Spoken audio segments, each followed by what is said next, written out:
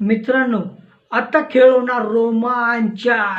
कारण की निकीला चुगली बूथमध्ये म्हणजे चक्रव्यूहमध्ये माहीत झालंय की आपल्या पाठीमागून काय बोलता.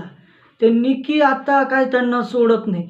तशी ती बोलली ट्रॉफी तर काही टीमवाल्यांकडे जाऊन देत नाही. पण नेमकी तिच्या हातात तर काही नाही आहे. पण आता ती चिडल्यानंतरून काय होईल हे तर बघायला आपल्याला रोमांचक वाटणार आहे. पण मित्रांनो, बघायला गेलं तर याच्यात मोठी भूमिका होती ती कोणाची होती? अभिजित. अभिजित सावंतमुळे झाला पॉझिटिव्ह कोण? अरबाज. त्याच्यावरनं झाले वाद चालू. अभिजित सावंतनी तर त्याची भूमिका मस्त निभावली आणि त्यांची ए टीमला फोडायचं मस्त काम केलेलं आहे. तर आता मित्रांनो, मजा तर येणारच आहे आणि ती मजा तुम्ही पण घेणार आहे. त्यासाठी माझ्या चॅनलला लाईक पण करा, शेअर करा आणि निकीसाठी कमेंट